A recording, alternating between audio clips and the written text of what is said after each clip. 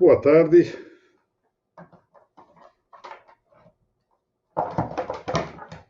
Hoje consegui, aparentemente, que o funcionamento desse aparelho esteja correto. Boa tarde, doutora Laura. Está me ouvindo bem, Laura?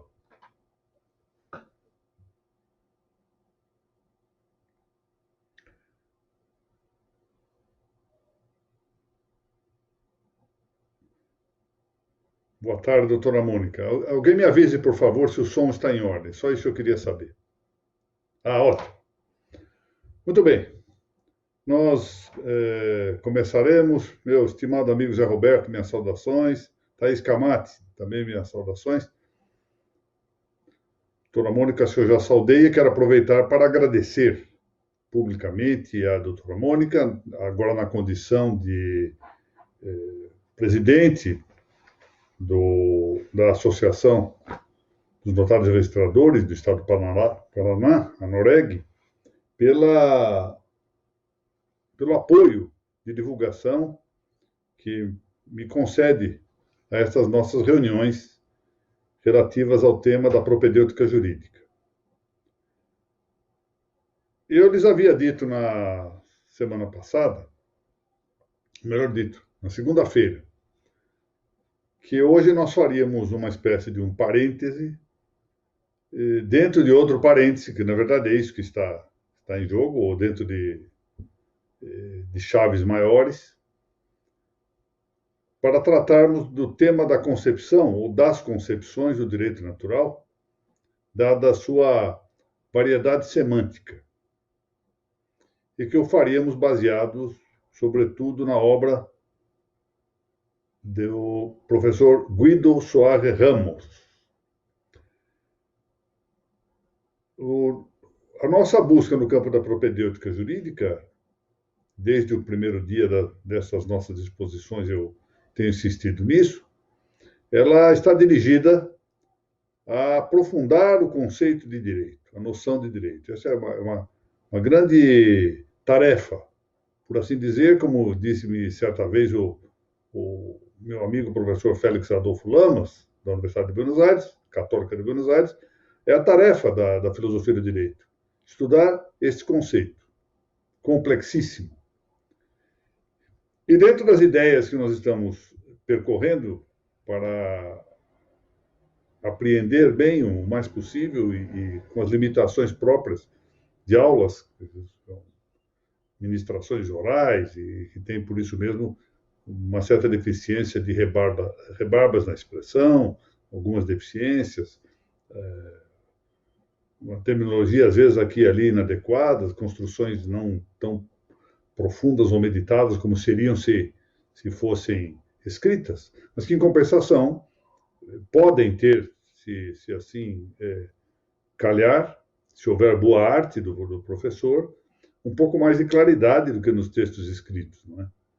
Então, dentro dessa ideia de busca do conceito de direito, nós iniciamos, na semana passada, a tratativa do tema da lei natural. A lei natural. E, digamos assim, aqui abrimos, depois disso, um colchete para tratar de algo um tanto mais específico na segunda-feira, e hoje abrimos dentro do colchete um parêntese que vamos provavelmente prosseguir por mais uma ou duas exposições para tratar das diferentes concepções do direito natural, seguindo a trilha desse grande professor argentino, Guido Soares Ramos. Eu acabei de postar aí na página do Facebook uma foto do professor Soares Ramos, já bastante, uma foto muito próxima já de sua morte, que ocorreu no ano de 2005. E na segunda-feira eu lhes contei este fato, antes de falar um pouquinho sobre a vida do professor Soares Ramos e de começarmos a tratativa do tema específico sobre as diferentes concepções do direito natural, que eu conheci Soares no ano de 1991. Vou avançar um pouquinho algumas coisas que que se deram nesse contato. A carreira da magistratura tem as suas vicissitudes. E eu, em determinado período, fui, de certo modo, enfim, afetado por uma dessas brigas políticas que podem ocorrer dentro da carreira. Mas, no final de contas, não tive grande prejuízo. Assumi a vara de que eu era titular, eu então estava respondendo pela primeira vara de registros públicos da capital, e era assessor da informática, explico o problema político para não parecer que fosse algo de maior relevo, era assessor do desembargador Dino Garcia, que foi candidato a corregedor-geral. E ele perdeu a eleição. E perdendo a eleição, os assessores dele também sofreram o que seria natural consequência dessa derrota política. E aí eu fui parar na terceira vara civil de Guarulhos. E lá, de Guarulhos não, de Pinheiros, foro regional, então foro regional de Pinheiros. E lá tive a oportunidade de retomar os estudos de filosofia do direito, porque quando eu estava na vara de registros, o tema dos registros me tomava de tal modo que eu não poderia me dedicar ao estudo da filosofia do direito. Então voltei a estudar filosofia do direito, e o professor José Pedro Galvão de Souza, meu grande mestre e amigo, havia sido convidado a proferir uma palestra numa semana de filosofia tomista em Buenos Aires. E um belo dia me convidou para ir. Disse, olha, vamos a Buenos Aires, você faz uma comunicação e eu quero introduzi-lo no ambiente de palestras, em congressos internacionais. E, de fato, aí eu fui. Foi no mês, salvo engano, no mês de setembro, para Buenos Aires. Ali houve uma semana de filosofia tomista no prédio da Faculdade de Filosofia da Universidade Católica de Buenos Aires, que era na rua, na rua Bartolomé Mitre, ali perto do Congresso. Antes de a universidade se transferir lá para as margens do Rio da Prata, né? Ela estava espalhada com vários imóveis. E um dos imóveis em que a universidade funcionava, com a Faculdade de Filosofia, era na Bartolomé Mitre. E eu fui para lá com um pequeno trabalho sobre... Foi o início da minha dedicação ao tema da prudência. Um pequeno trabalho sobre a prudência judicial, que eu tive a ocasião de ler perante a plateia que ali se encontrava, nesse seminário. E durante esse seminário, eu fui procurado pelo professor Guido Soares Ramos, que realmente falava um tanto de português, e me tratou com muita cortesia. Enfim, eu não me posso esquecer disso, porque como eu era naturalmente relativamente jovem, e em meio a um grupo de grandes pensadores, de gente que eu reconhecia de valor muito superior ao meu, eu estava me sentindo muito acanhado e, para ser franco, constrangido. E fui, enfim, recepcionado com muita cortesia e muita consideração, coisa que eu nunca me pude esquecer da atitude do professor Soares Ramos, que era, já à altura, um dos maiores nomes do pensamento argentino, não só pensamento jurídico, mas de toda a filosofia da Argentina.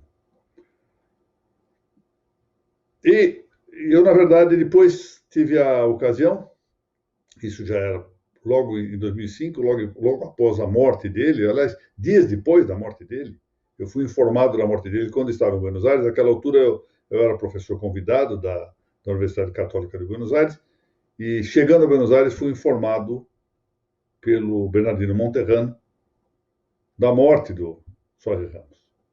E o Bernardino, meu amigo, estimado amigo, tabelião lá em Buenos Aires, organizou no Instituto de Filosofia Prática uma sessão, a qual acorreram o próprio Bernardino, que a presidiu, o Michel Bastide, professor em Bordeaux, na França, e Juan Antônio Widoff, o eminente professor chileno, grande metafísico, que também, com a minha participação, ali nós quatro prestamos uma homenagem aos que se reuniram na sede do Instituto de Filosofia Prática de Buenos Aires, prestamos uma homenagem póstuma a Soares Ramos. Soares Ramos, que havia fundado o Instituto de Filosofia Prática em Buenos Aires, juntamente com Carlos Alberto Saccheri, que muitos acho que sabem, foi assassinado por marxistas, não é? Por terroristas comunistas em Buenos Aires. E também, esse instituto foi também cofundado pelo grande padre Júlio Menvielli, que tem uma obra também magnífica. Bom, Guido Soares Ramos nasceu em Córdoba, em novembro, no dia 4 de novembro de 1918. E morreu também na província, aí já na província de Córdoba, ao norte da província de Córdoba, mais exatamente no centro-norte da província de Córdoba, na cidade de Altagracia, uma pequena cidade, relativamente pequena, 50 mil habitantes mais ou menos, lá desta região, dessa província argentina. Estudou, isso foi um dos pontos altos, ele fez o curso elementar, ele aprendeu muitíssimo as línguas clássicas, dominava bem tanto o latim quanto o grego. E fez a universidade local, a Universidade de Córdoba, ali se doutorou com uma tese inédita sobre a lei em Francisco Soares, no pensamento de Francisco Soares. Curiosamente, manteve essa tese inédita. Eu, na segunda-feira, ele dizia isso, ele não deixava publicar praticamente nada do que escrevia. São raríssimas as exceções de trabalhos dele, publicados em revistas. Numa revista Ethos, que ele fundou e dirigiu, a revista do Instituto de Filosofia Prática, alguma coisa tinha, a revista Sapiência, a revista Verbo, mas era muito pouco o que ele divulgava. E essa tese sobre a lei em Francisco Soares permaneceu inédita. Foi logo professor, muito cedo foi professor da Universidade Nacional de Cuyo, ali lecionando ética, lecionando filosofia social. E depois de uma briga que ele teve com o reitor dessa universidade, ele, embora convidado pelo professor grande padre, que foi o padre Oswaldo Lira, chileno, a lecionar em Valparaíso, preferiu vir para o Brasil. E aí, então, foi professor de ética na Universidade Católica do Rio Grande do Sul. Voltando à Argentina, alguns anos depois, ele lecionou na Universidade de Buenos Aires, tanto ética quanto filosofia social. Lecionou também na Universidade Católica de Rosário e na Universidade Católica de La Plata, na cadeira de Filosofia do Direito, em ambas as faculdades. E também foi professor extraordinário, figura do professor convidado, hoje em dia que se fala, na Universidade de Valparaíso. E morreu no dia 12 de março do ano de 2005. Quem queira ter maior acesso à biografia dele, eu recomendo. Ele influenciou vários pensadores argentinos. Meu amigo Héctor Hernández, meu amigo Bernardino Monterrano, pode dizer-se que tem influenciado também o grande Rubem Calderón Butcher, que tem uma obra conhecida e magnífica. Alguma influência há de ter tido também sobre esse grande pensador argentino, que é Félix Adolfo Lamas. E entre aqueles pensadores em que ele deixou a sua influência, está o nome de Carlos Inácio Massini. Massini é um conhecido jurista, ainda vivo, felizmente, argentino. E Massini escreveu um verbete aqui nesse dicionário crítico de juristas espanhóis, portugueses e latino-americanos, de que eu tive uma pequena participação também. Também escrevi nesse dicionário alguma coisa. E o verbete sobre Soares está no tomo 2º, volume 2º desta produção, escrito pelo professor Carlos Inácio Massini Correas. Foi muito bem. Vamos ao que viemos. Tratar um pouquinho, começar hoje o exame da concepção ou das concepções do direito natural, segundo o pensamento articuladíssimo de Guido Soares Ramos. A matéria, sobretudo, ela se apresenta, é verdade, eu preciso que se diga o seguinte, há um trabalho dele, datado de 1998, portanto, posterior à data do que eu vou mencionar aqui, que é, pode-se dizer, algo que completa, de algum modo, e sob alguma perspectiva, esse trabalho que nós vamos comentar aqui. Trata-se de um larguíssimo artigo chamado El Concepto de Derecho, que foi publicado em Buenos Aires em 1998, no volume 3º do Tirca Humana Filosofia, que está aqui. Vendo aqui o conceito do direito de Guido Soares Ramos. Pode ser que, dependendo aqui da continuidade disso que estão chamando de isolamento total, que eu prefiro considerar como uma certa supressão da nossa liberdade de ir e vir, se nós continuarmos com isso, tratar também desse tema do conceito de direito. Mas o tema central hoje está contido nesta palestra, Diferentes Concepções de Direito, que foi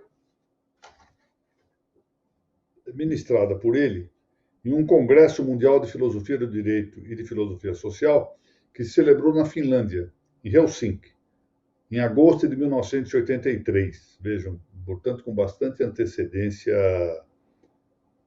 a esse trabalho que saiu 15 anos depois, em Buenos Aires. O trabalho parece, segundo consta aqui desta versão que eu tenho, foi escrito elaborou o professor Guido Soares Ramos em 1982 e escreveu em francês. O que eu tenho aqui não é o original, mas sim uma separata da revista Ethos, de Filosofia Prática, volume 10/11, exatamente do Instituto de Filosofia Prática de Buenos Aires, e o texto está publicado aqui em castelhano. É uma tradução para o castelhano. Lhes mostrei isso na segunda-feira e volto a mostrar. É bem pequeno. Bom, vamos começar aqui situando o problema. A expressão direito natural, embora ela historicamente apareça de maneira significativamente clara como algo oposto ao direito positivo, se nós pensarmos um tanto, imaginemos, por exemplo, algo que importa considerar assim, como uma situação gráfica emblemática. O conflito de Antígona, na obra fabulosa de Sófocles, põe à mostra claramente a irredutibilidade do direito natural, por mais que nós possamos aí questionar um tanto o que era esse direito natural na Antígona, a irredutibilidade do direito natural com o direito oposto. São coisas antinômicas. Ou pelo menos, talvez seja um tanto excessivo falar em antinomia aí, mas coisas que são irredutíveis. O direito natural não se reduz ao direito positivo. De maneira que só de um tempo bastante recente, isto Soares indica com precisão, só num tempo relativamente recente, é que o termo direito passou a significar não mais o objeto da justiça, ou seja, a res justa, mas passou a significar direito positivo. Aí, sobretudo, incluindo o direito, chamemos-lo assim, textualístico. Pensemos aí, leis, Constituição, portarias, resoluções, normas de serviço, código de normas, decretos, medidas provisórias, como queiram chamar isso, decreto-lei, ou seja, textos de lei, e costumes.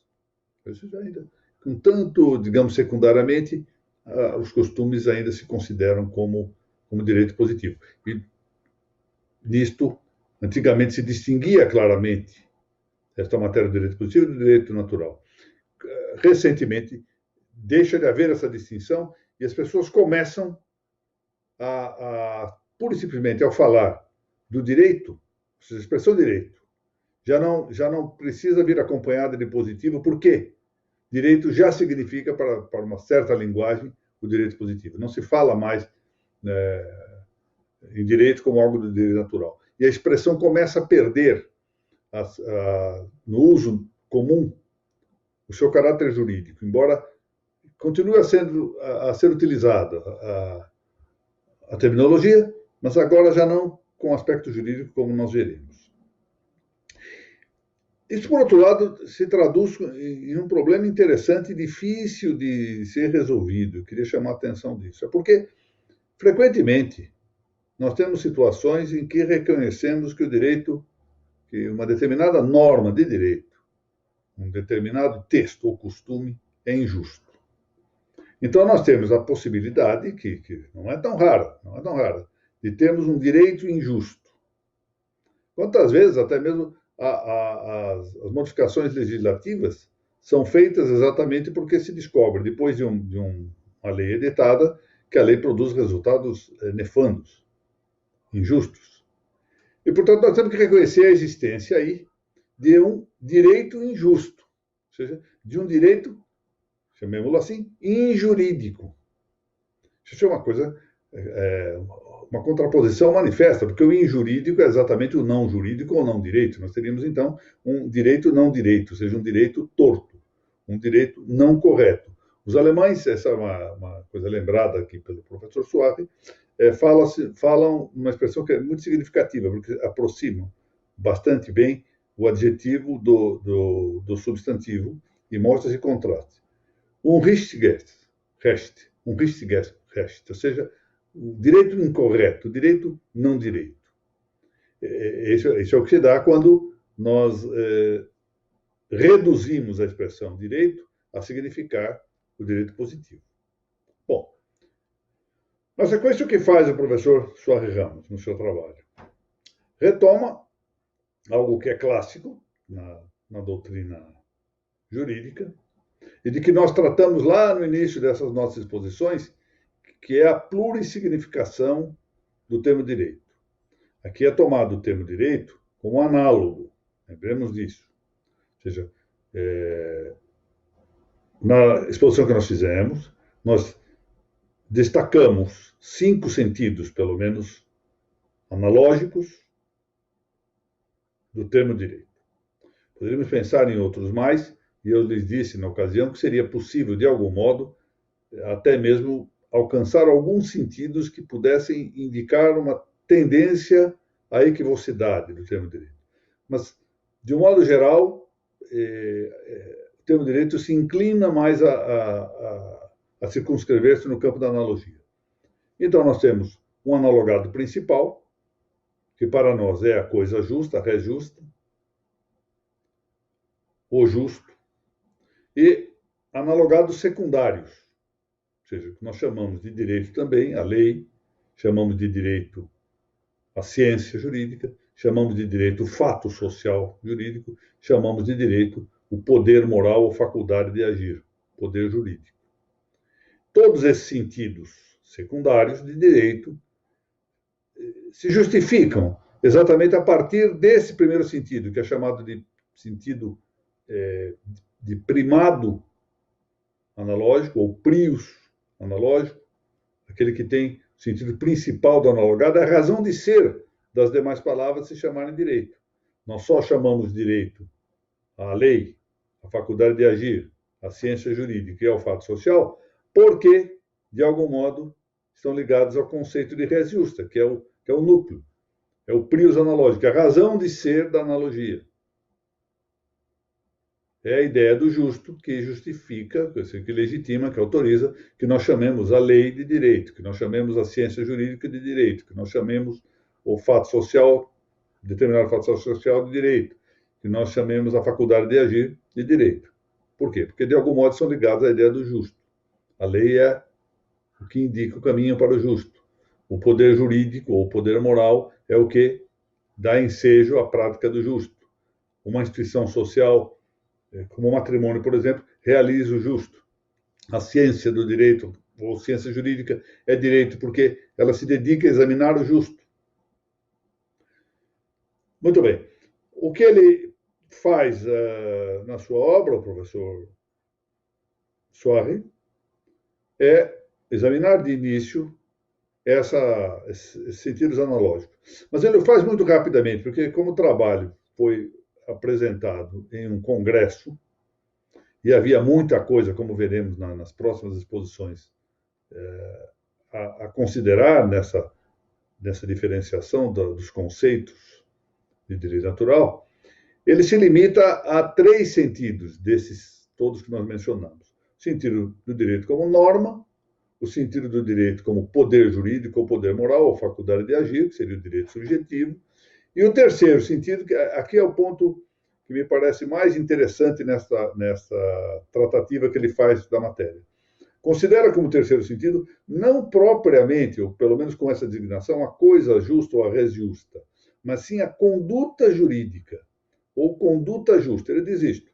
Conduta jurídica é a conduta conforme o direito, a conduta justa. Nós teremos a oportunidade na próxima exposição, amanhã, a fazer uma análise um tanto mais dedicada a respeito desta conduta justa ou jurídica em relação à res justa. Mas, em todo caso, ele, em vez de falar no direito como res justa ou como coisa justa, usa a expressão conduta jurídica ou conduta justa, que me parece muito bem.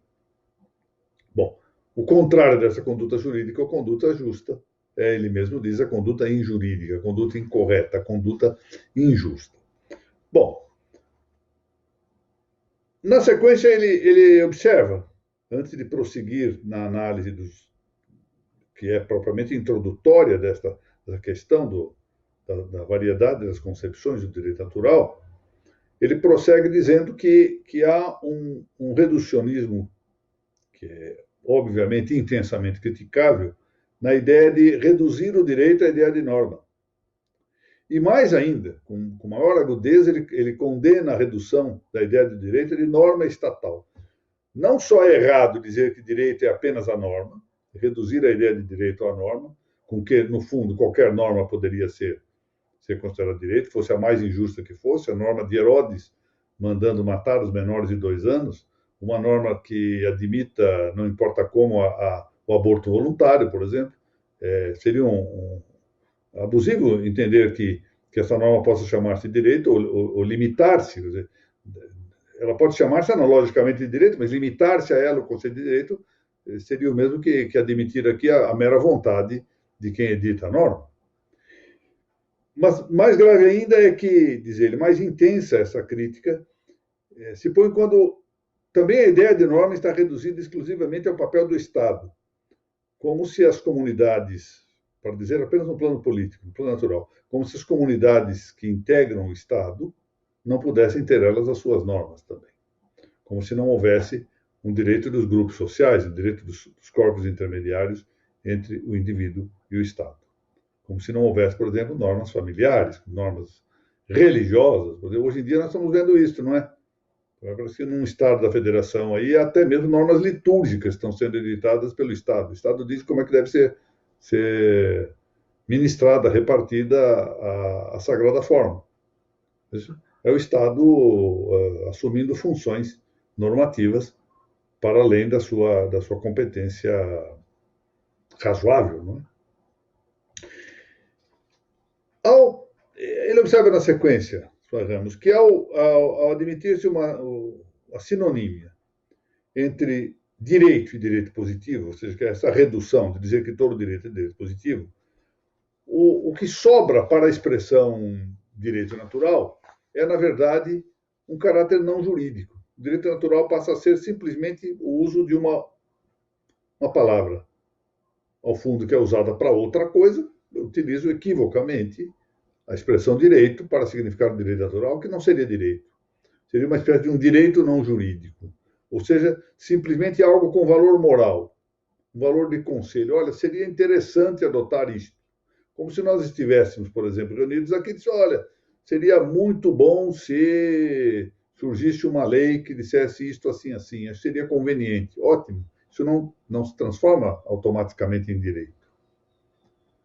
Ou seja, é algo que teria simplesmente a ideia de um conceito, de um projeto, de um ideal, mas nós estaríamos reduzindo a expressão direito natural a uma previsão ulterior de uma idealidade de busca de um determinado comportamento. Assim, por exemplo, nós temos, pode pensar nesta circunstância, nunca se pensou, ou melhor dito, pensou-se, mas razoavelmente não se admitiu a punição, em larga parte do mundo, da prostituição. Ou seja, ela não é crime, porque havia de razoavelmente admitir-se, porque os homens não são virtuosos a ponto de justificar a proibição deste vício de natureza moral. É uma distinção. O ideal seria que esse vício não houvesse. O ideal seria que não houvesse essa dissociação entre o apetite concupiscível e a razão. E a prática correspondente a essa dissociação. Mas já que há, não se pune porque o resultado não seria conveniente. Então, é um ideal moral, etc., que praticamente supõe a inexistência do pecado original, mas é uma realidade. E por isso, grandes doutrinadores, grandes teólogos da moral, por exemplo, o caso de São Tomás de Aquino, não propõem a punição secular, ou seja, a proibição humana da prostituição.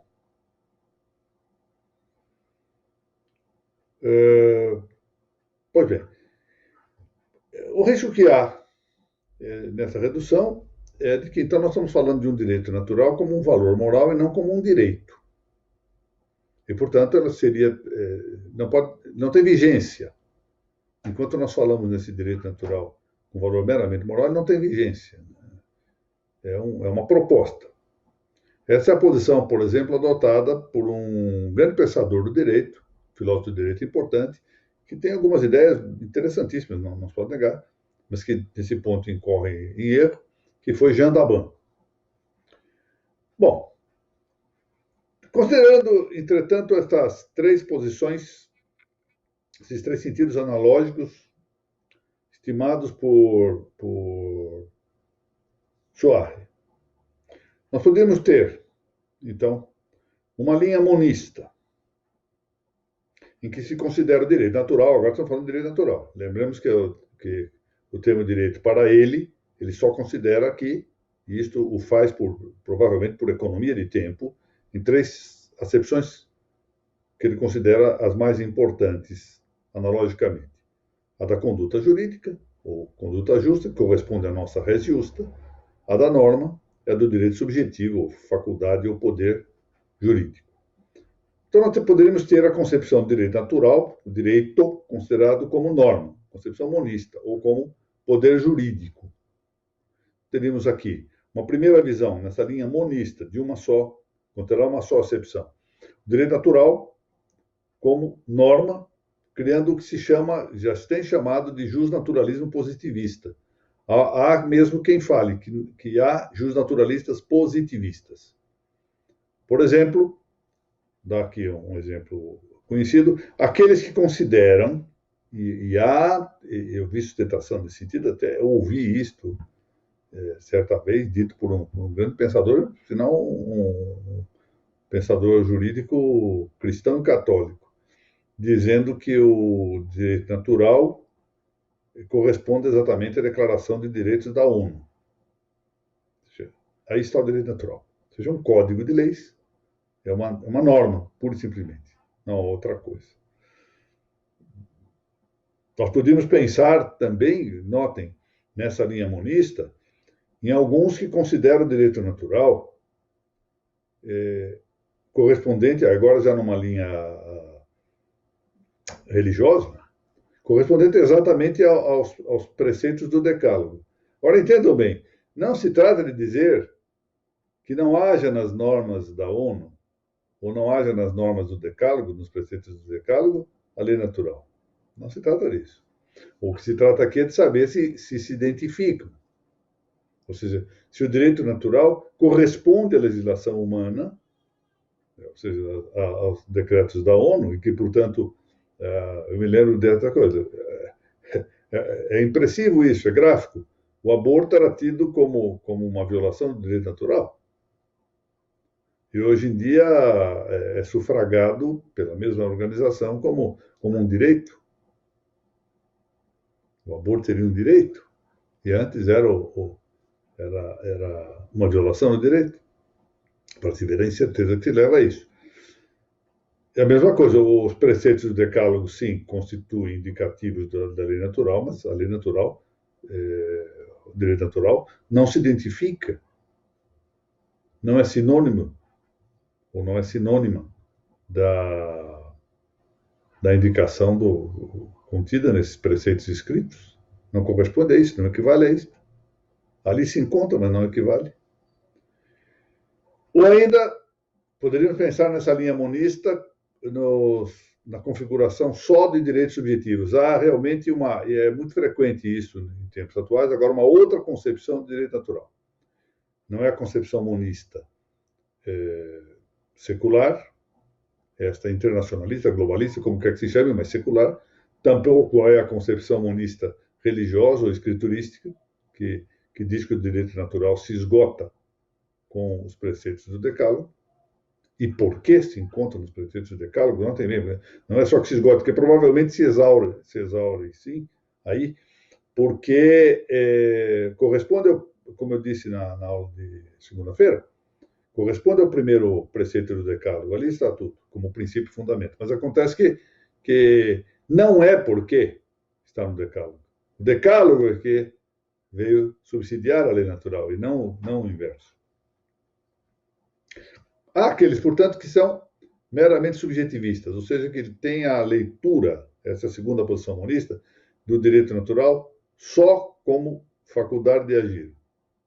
Então, está muito frequente. É por isso que nós temos aí essa identificação dos direitos naturais, por exemplo, com os direitos humanos.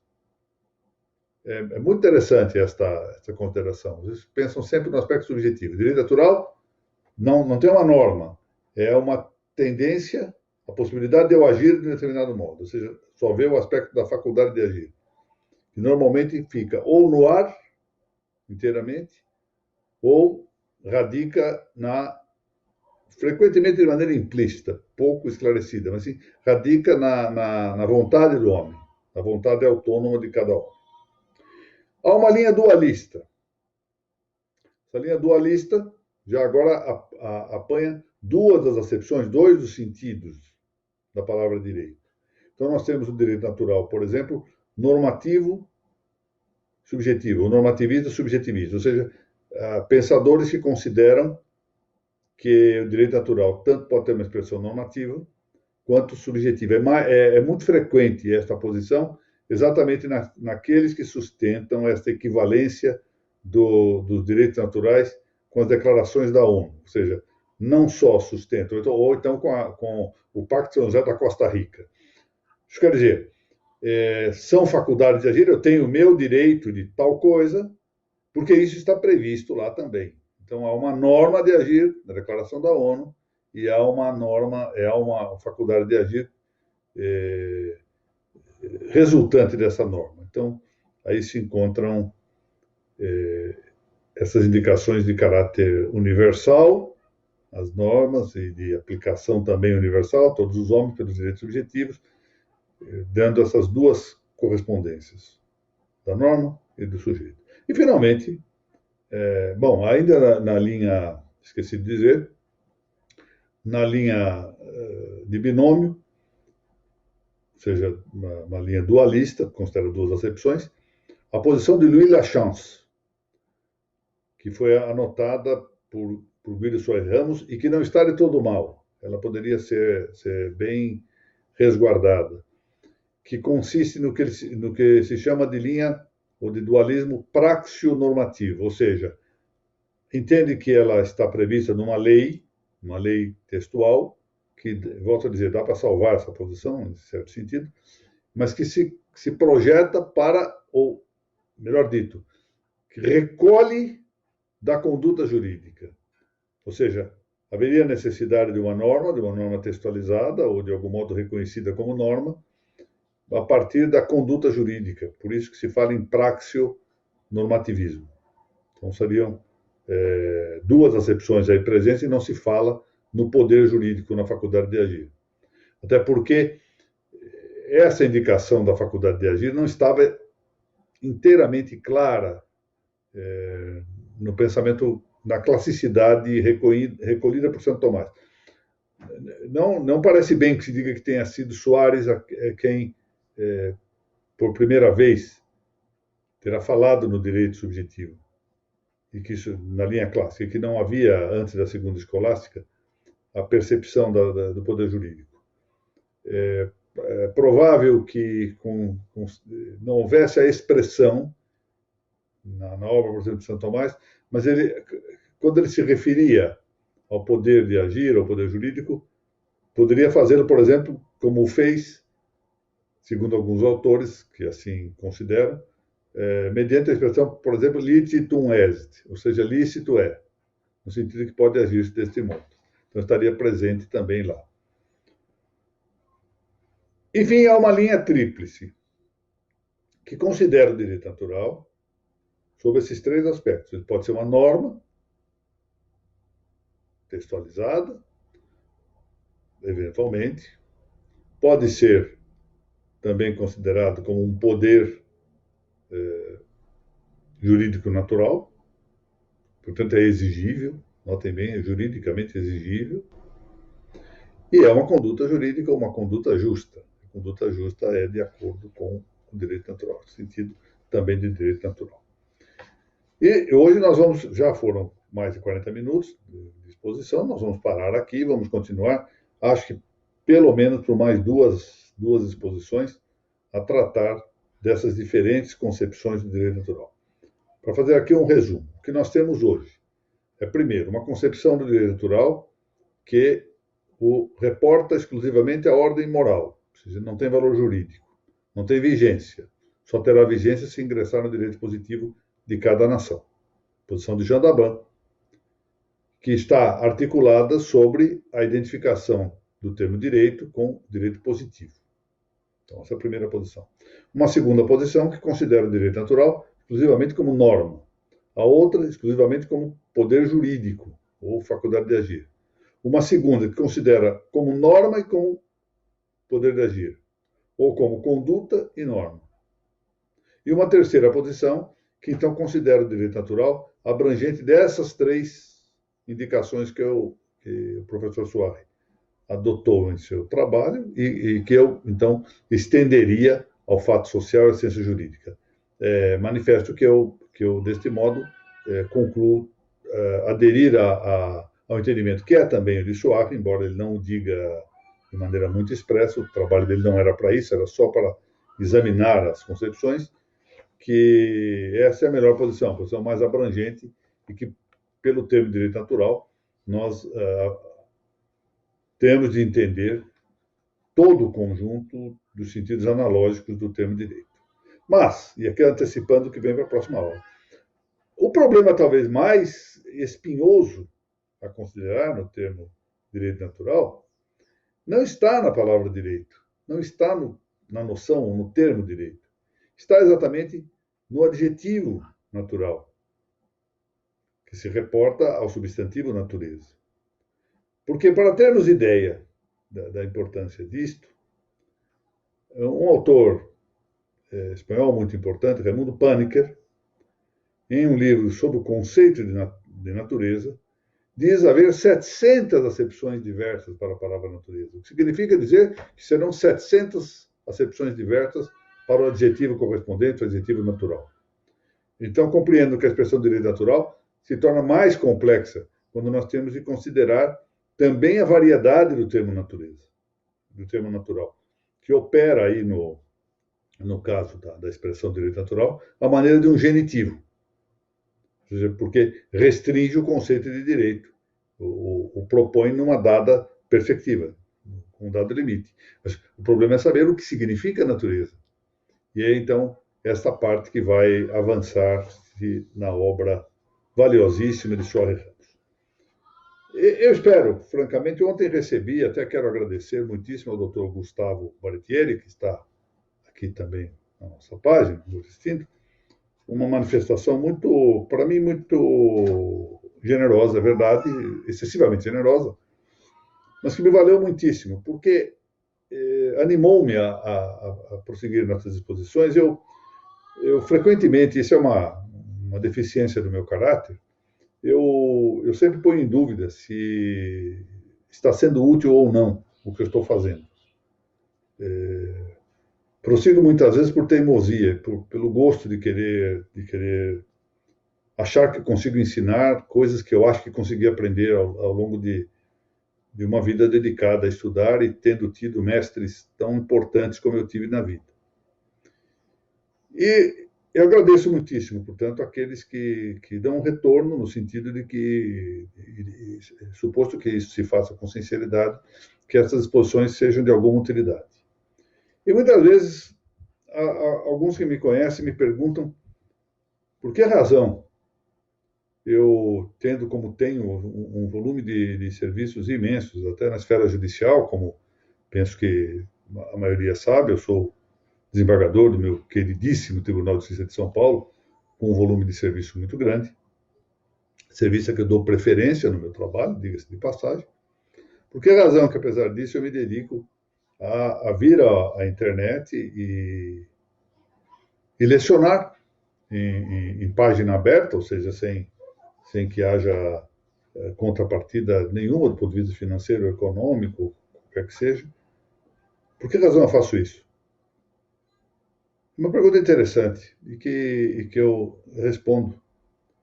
Quando eu era ainda mal formado na Faculdade de Direito, meu querido amigo Dr. Zé Pedro Galvão de Souza recebia-me na casa dele, lá na Rua Avaré, juntamente com a sua mulher, que se transformou, na verdade, numa segunda mãe humana para mim, saudosa dona Alexandra Schecker Galvão de Souza, todos os sábados pela manhã. Todos os sábados, sem faltar nenhum.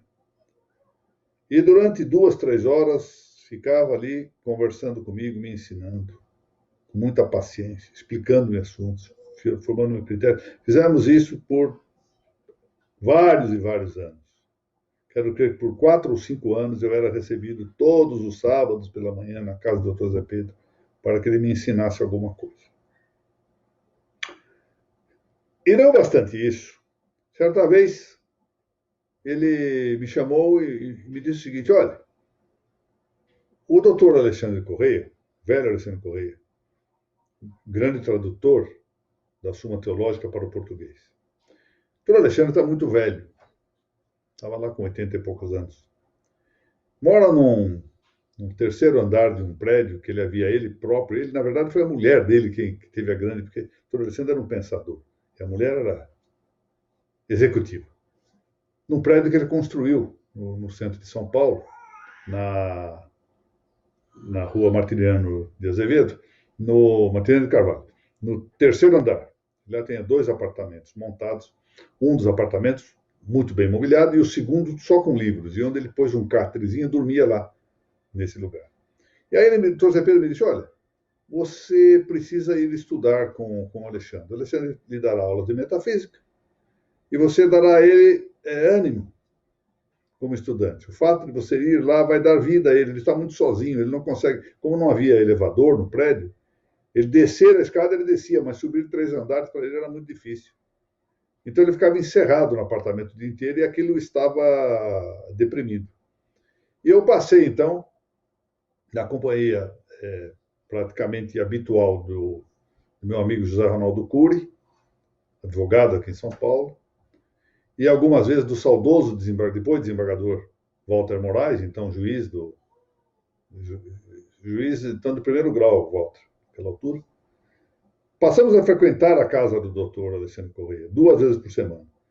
Numa das vezes ele lecionava normalmente para nós, na outra vez ele recebia o doutor Leonardo Vanacker, grande professor de lógica, e os dois se punham a conversar.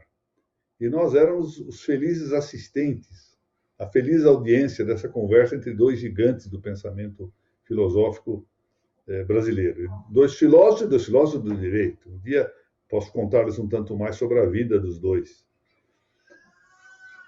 E acontece que eu passei cerca de 3 anos assistindo essas aulas, recebendo essas aulas, recebendo essas lições, sem que o doutor Alexandre em momento algum me tenha cobrado um único tostão. Nada, nada, nada, nem um centavo, nada. Então, compreendo que eu estou tentando fazer aqui, sem ter, é verdade, os modais melhores, o conhecimento melhor que tinha o doutor Alexandre, aquilo que ele fez por mim. Estou fazendo aqui aquilo que o José Pedro fez por mim. Ou seja, não estou fazendo nada diverso daquilo que eu próprio recebi. Eu acho um dever meu fazer isso. E assim cumpro esse dever. A única coisa que me preocupa, e eu digo isto com franqueza, é que a minha geração é uma geração inferior à geração dos meus mestres.